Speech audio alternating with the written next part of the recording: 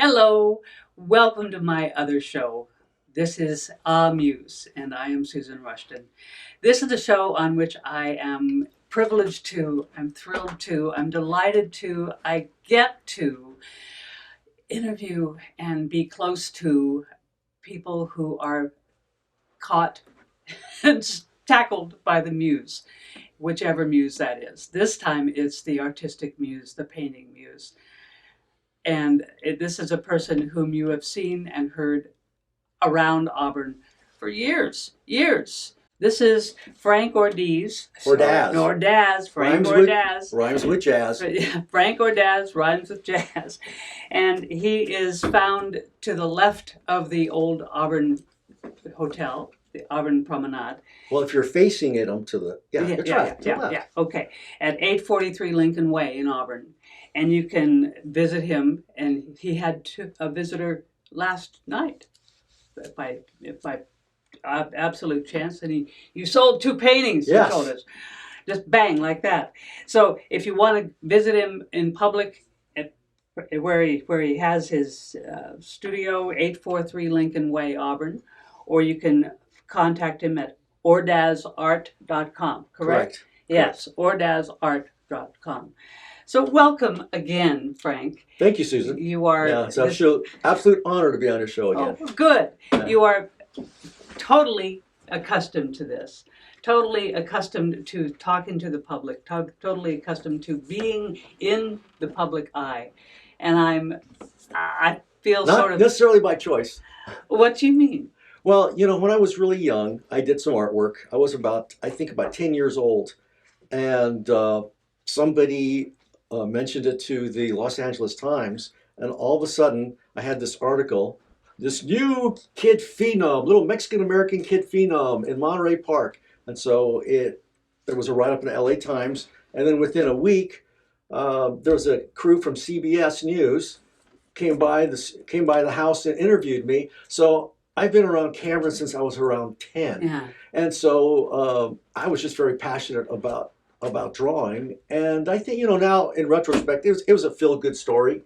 Here's a young boy, Here's a and little boy, also it in many ways it visually gave me a boost, encouragement, gave me confidence, because when you're 10 years old and you live kind of outside the barrio, so to speak, you need adults to affirm you, and I've been affirmed by adults who have seen my art from the time I was 10 till yesterday. now. Yeah, because the whole idea of having an adult affirm you really says a lot to a small boy, because artists by nature, if the truth be told, we're very insecure. We're not sure when we do something if it's going to be approved by the public, and you never, at least to be really self-aware, you're really not sure whatever you do. It never quite meets the expectations that's inside your head. Not as good as you want it to be. It's never as good as you want it to be. Doesn't look like what you expected it to. Exactly. And that's what keeps... That sounds like writing. It's the same thing. It's the arts, because you're communicating feelings, emotions, you're communicating your spirit. And that's the drive. That's the drive that I haven't lost, to always try to get something that's in my head translated onto that canvas, so that I'm communicating what I'm feeling, what I'm thinking, what's in the spirit, and that passion hasn't left me. Okay. Yeah. And when it does, that's when I'll do something else. And that goal right. hasn't left you. No. To those of us who are looking at your art, appreciating your art, we may feel, undoubtedly, since you are a success, since you people continue to buy your art. Right. Therefore, you're doing something right as far as they're concerned. Right.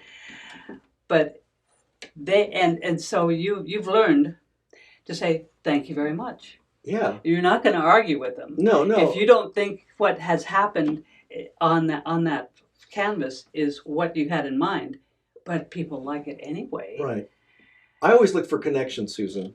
When I paint, uh, usually it's what somebody else has experienced that I've also experienced. So it's essentially it's a conversation between two people that acknowledge something. Like I paint a lot of No Hands Bridge, and I love going down there, and it's always different. And I paint it under different lighting conditions, and I can't keep one in Different the times of the year. I can't keep one in the gallery more than a month. Oh, wow. So because people identify with that. Uh-huh. But here's something else. Now, when I go out and I do something that's called plein air, which is outdoor, it's a fancy word, French word for painting outdoors. Okay, and I'll paint over by Gray Eagle places out by let's say Tahoe or something like that. Okay.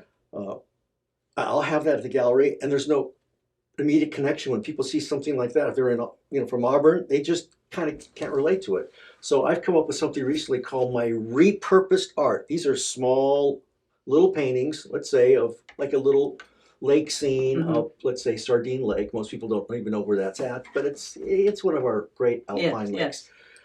People will look at that and just go, yeah, it's nice, but there's not a connection. So what I've done now is because I worked on Star Wars, I worked on Return of the Jedi. So I worked Star on Wars, one of Return the original, of the Jedi. One of the original, or that big George Lucas. George Lucas. So, and he was the producer, right? And no, he was the director. Oh. Yeah, George Lucas was the director, the idea man. He was the power behind Star Wars. Okay.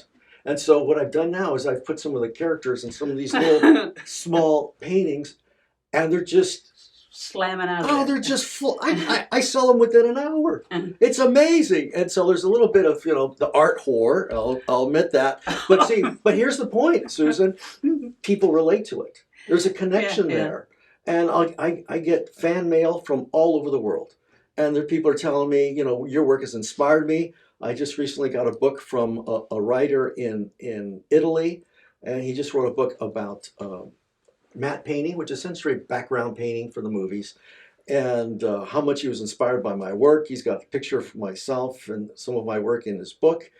And to be able to touch somebody in the other part of the planet and having them tell you they were inspired by your work, and now I work in the movies, and I'm feeding my family with this work because this is a passion of mine. And when they saw our work, because really, filmmaking is not necessarily an individual work; it's a collective work. So I'm part of a team.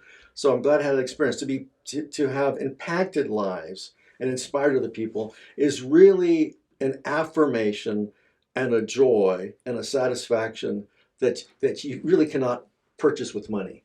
It is something that you've essentially have used your giftings, your God-given giftings, and used it, and you have now connected and touched another person that's what I want to do. Yeah. That's, that is what inspires me. That's what makes me want to get out of bed and do that. Touch other people. Exactly. So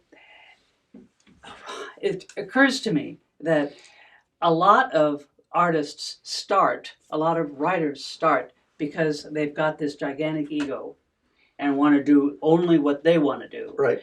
Satisfy themselves. Right. And what you're finding is when you do Sardine Lake, for example, or other little jobbies like that, people don't, oh, well, that's nice. Even though they would have had to have gone there, that's now a smaller market in Auburn. Right now, if I was up there, then it's a larger market. But some of these are you doing what you want, right? What's in your head, and some of these others you're doing because they sell. Exactly, but I also enjoy doing it. I wouldn't see that's the whole thing. Is I also have to enjoy doing them. And so I mean, we have to. It's kind of like this. If you have a restaurant and people want burgers and you don't want to serve burgers. And you want to serve burgers. And if that's the market, then you're going to go out of business. Yeah. No. Okay. So there is that fine line where you want to find where your passions intersect what the marketplace considers valuable. And when they see value in what you're offering, then all that is determinative is the price point. Mhm. Now, one of my mentors, I've had a lot of mentors, was Don Roulette, who was the CEO and founder of Ross Dress for Less. He was, way older Okay. than me. And he gave me, Ooh, wow. he gave me the formula for Ross Dress for Less. So now everybody has picked up his formula. Yeah, every store, let's take Neiman Marcus. They will have they'll have items for sale for a season, and if they don't sell, then they'll sell it to an aftermarket. Well, he Mhm. decided, I'm going to buy it, but they don't sell. And he did that with all these different stores, and then he goes, they would mark them down every week, and when they get sold, he goes, that's the price point where the buyer sees value, Mhm. and that's the marketplace. And so, good example. I had and I'm not boasting here, folks, but we're talking about what the Oh, let him boast. what the marketplace values. I just put a little 4x6, one of my repurposed paintings, and it was up by Gray Eagle. If you live around here, you know where Gray Eagle Yeah, is. yeah. If you're outside this area, you have no clue. So and a lot of people don't have no clue. So I had this little 4x6 painting, and it just kind of sat around, and I just put Yoda in the painting. Mhm. And so I have a group of people who want to collect my work, my repurposed work, and I did an auction, and I started the auction at $250, and this little 4x6 sold at $1,040. Sold 1,040 for maybe for 2 hours of work adding Our Yoda. director is chuckling. Yeah, and so all that means is that, and all you need is two people. So there was somebody in the Bay Area bidding against somebody in Florida for this painting, and it just kept going up and up and up until it went to 1,040. All it meant is that these two people saw value in the small painting done by a former, employee of George Lucas, because that's part of the marketing, part of the value of that painting that's painted by me because I worked on the movie, and it's also done fairly well. And so, is it worth that? It is worth that to the person that bought it. Yes. You know what I'm saying? Yes, I do know what you're saying. It's kind of like when somebody, there was a guy recently, I don't know if you heard about this, they bought the invisible sculpture. Did you hear about that? Yes. Yeah. Now, this person had a name, and somebody bought it, and like I think about a year ago, over at Basel, Miami, somebody paid, I guess, several million for a banana that was hung by a string. Now, I couldn't pull it off. You couldn't pull it off, but this particular... Not only couldn't I wouldn't.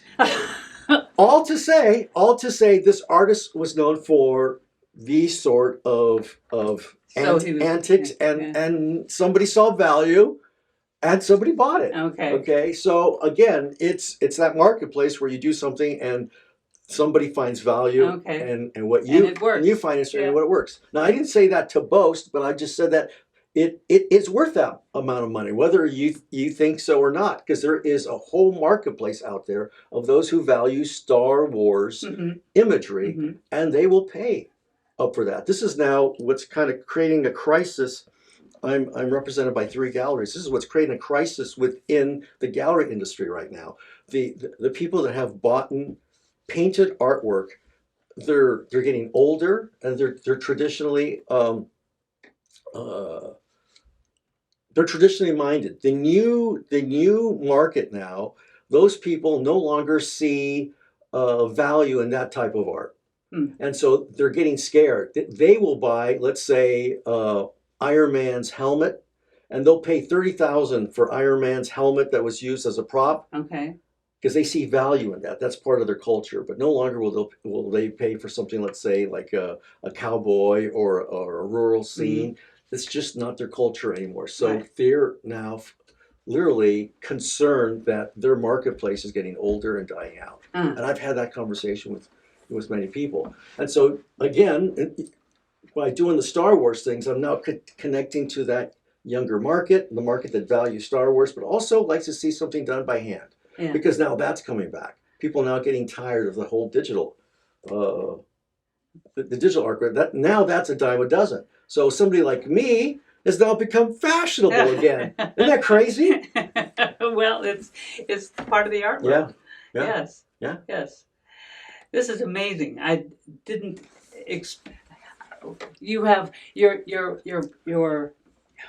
website at ordazart.com is filled with basic, vital information about you, Frank Ordaz. Right. And it's the story. People want to hear a story, so I yeah, give them the story. you get, yeah.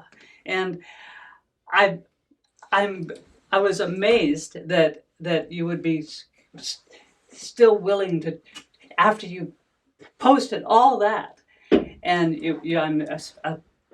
I would be amused if you didn't still have stuff to say. Yeah. Because here you are saying it. Yeah. Yeah. Well, we all go through stages of life. What I'm saying now, I never would have said when I was 20 or 30 or 40. You know, now I celebrated with my wife our first grandchild, and my son's over in Kona, Hawaii. And see, now that's a whole other rite of passage, right? Yes, now yeah. I'm enjoying life as a grandparent and Yes. holding my little Emmeline. She's so cute. Of course she is. And so now, you know. And I want to interrupt you. Uh-huh. And I have asked Frank to tell me, to give me a question that to ask him that nobody else has ever asked. Right. And so you suggested, what is your answer to someone who might someday ask about your career? No. That was my question. Most artists are so selfish with their time that their family often suffers. How did you manage to balance a career and have a happy marriage and raise two very healthy and confident boys, one of whom gave you a granddaughter? Well, I'll tell you a story. When we were living in Santa Rosa, we were going through a dry spell. And so I got a call to go back in the film industry. And this was right when digital matte painting was becoming the new tool and the new go-to medium. And there weren't that many people who understood matte painting as well as people who understood how to work digitally. So I had a go-between that said, DreamWorks will hire you and you will be part of their matte department, and they'll train you. They'll hire you and train you. And I also got a call, and that would have moved us to LA. So we kind of poo-pooed that because I didn't want to move to LA. My wife didn't want to move to LA. So we also got a call from Lucasfilm, which I'd like to come and work back here again, and again, the digital thing. And so I told my wife, okay, this is what's going to happen. We're going to start making a lot of money. And the kids were 8 and 6, okay? So we're going to start making a lot of money, but you're hardly ever going to see me. I'm going to leave very early. I'm going to come home really late, probably work on weekends. Oh, brother. And I'm going to be stressed out because I remember what I was like in my 20s. And I can imagine now, in my 30s, or was that early? Yeah, late 30s. Now with 2 crying children, a wife, and house payments and all that sort of thing. And I go, is this, and we didn't necessarily we liked living in Santa Rosa. And essentially it's about a 45-minute drive to San Rafael. Mm-hmm. At that time, Lucasfilm was in San Rafael. And so I go, I'll tell you right now, I'm going to be in a bad mood. I see a lot of wincing on his face. Yeah. That's it. I go, but the money's going to be great. So to be tormented like that, there's got to be some kind of payoff, right? And so it was going to be the money. And we both decided, for the sake of our family, for the sake of our marriage, for the sake of our kids, and our well-being, and our spiritual 8 life, hours of sleep a night. that we weren't going to do that. It was one of the best decisions we ever made. Because we wanted to keep our marriage happy and together. We wanted to have 2 kids who saw their daddy for dinner and not somebody coming home late at night and what do you guys do? Right. I would essentially, here's the thing. I built a studio when I was in Santa Rosa. I did well. I had all those projects, but I can't tell you the times of what it was like working on those projects. But I can tell you the times when I took off at 3:30 in the afternoon. I played wiffle ball with my boys. We played, catch or hide and go seek around. We had a little croquet set. We played croquet out in our field, and I kind of was teaching them how to play golf. We were pitching 9 irons, balls with a 9 irons across the field. Look at his face. My goodness. I can remember all that. I can remember setting up the slip and slide for the kids.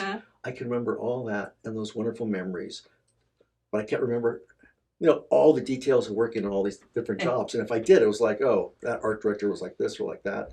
So uh, we did the right decision, because when I was at Lucasfilm, I saw all these train wrecks, people having difficulties within their marriage, because the work requires a lot of attention. It requires your devotion, time and devotion. Yeah, and that's the sort of person that George Lucas or anybody who wants to be successful will want to hire.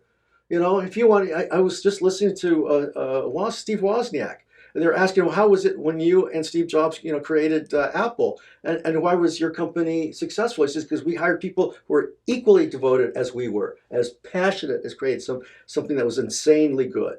And that's the type of individual you need, and that's a sort of individual who's going to put 100, 200% into it. So if it means, sleeping there in the office, which I did, what married person would do that? I was 24 years old. I slept there. Who could compete with me? Was I going to do that again?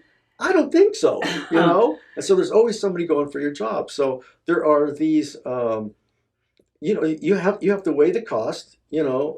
Jesus said, what is a profit of man if he gains the whole world and loses his soul? And I've always said, what is a profit of man if he gains the whole world and loses his marriage, loses his family? And I know friends who have, even now, who have devoted so much time. Those are the train wrecks. So much time to their art. Because we've all kind of bought into this idea, at least, and when I was young, the idea that you do everything for your art. But you fast forward now and you see that their wife hates them, wants to divorce them, and their kids can't stand them because they're selfish. And there's a certain amount of selfishness you have to be an artist. The thing is, how do I now balance that selfishness so it doesn't seep into being a narcissist, where everything is about me, everything is essentially determined by my career, and how can I now balance a healthy relationship? I kind of wish my wife was here, because she would also affirm what I'm saying. It's like, it's not the BS. Yeah. Or would have my kids. I wanted to have healthy kids. I wanted to see my kid, run races, and I was involved. And you did. And I did. But if I was working in that field, I would have missed all of that, because you're working. Yes. Or you're on location shooting something. Yeah. Okay, you lived in Santa Rosa for many years. We lived in Marin, San Anselmo, then to Santa Rosa. Yeah. And you live in Auburn now. Yeah. Or how long have you been here? God, close to 15 years now. 15? Yeah, I'm almost like local, totally local, because I meet people like, oh, I've had 3 generations here. We came here. We came here, and for the gold mine. And I meet a lot of those. Like you're like Johnny come lately. I've been here 36 years, something like that, and I still feel like a newcomer sometimes. Yeah. So you meet someone. But I've been, we've all. If you still feel like a newcomer, but you say, well, that's where that place used to be. Right. Remember where this house used to be? I say that all the time. Yeah, because I have people come in here, like that gold country building that used to be J.C. Penney. Yeah. And I go, really? Oh, yeah, and that over there used to be this or that. Yes, and the Highland Hospital is. Yeah, the hospital. Well, have you seen those what you call the grave markers behind where the hospital used to be? Where the St. Martin? Yeah, you see them off the freeway. Okay. Oh, wow. So there used to be a cemetery back there, right behind Wells Fargo. There's these little cemetery plots. Thank you. Remember, you heard it here first. Yeah. So why did you move up here? What? Over here. Because I'm conservative, and so I wanted to get away from all these wacky liberals that were in the Bay Area, and they're just out of control, And so I wanted a place that was fairly conservative. I wanted to go a place that I thought that was like Mayberry. And then you bumped into John Downs, and that was you Christian. knew you were home. Yes. And here's the part that I tell, which was interesting, which is kind of identity politics. There was a gal in our neighborhood who was known as this ultra, left-wing Democrat. And so when I first moved in, she knocks on my door, because being Mexican-American, she just assumed that I was a Democrat, right? So she knocks on my door, and she invited me to some kind of meeting, of Democrats. And so I go, well, I think you're assuming that I'm a Democrat. I'm actually, conservative. And she looks at me and she goes, I think you'll be happy here then. And she turned away and walked away. Okay. What? We have 5 minutes. Oh, okay. I thought I said something wrong. No. So my one of my questions was going to be: you haven't worked on film since 1991. Thank God. Thank God. And I like and painting. my next question was my next comment was: is that your choice? Yes. Absolutely. Yeah, yeah. Absolutely. I never saw myself as a company man. Never have.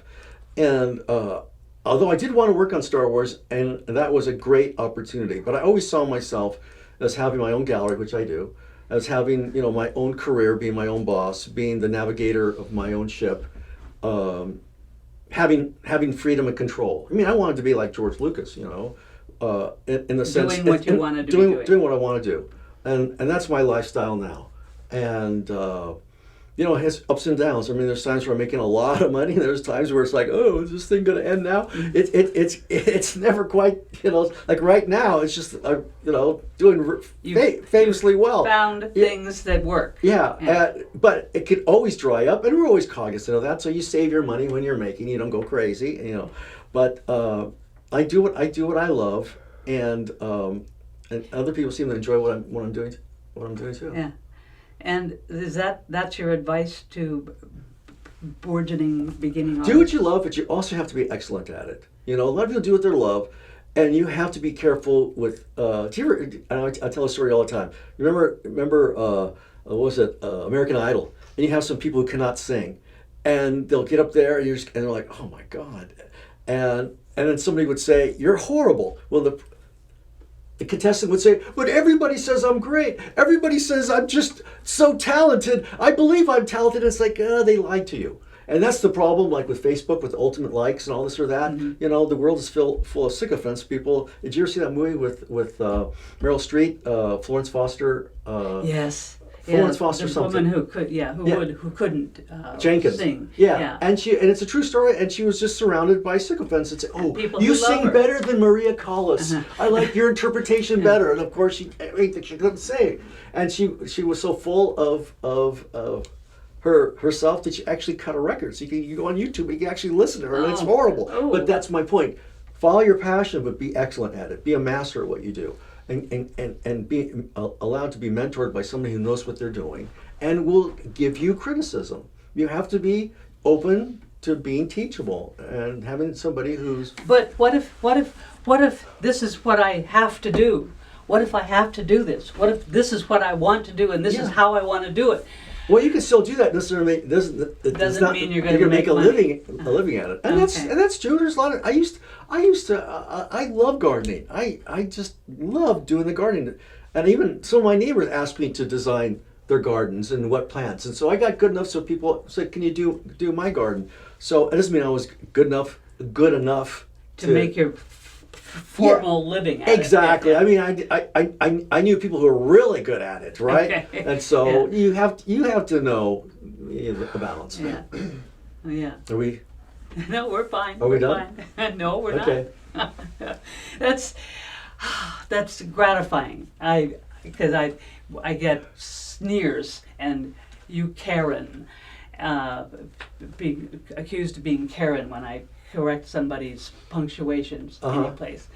But that's necessary. It is. Grammar is necessary, right? Yes. Yeah. Doing things right and doing things the way they should be done. Right.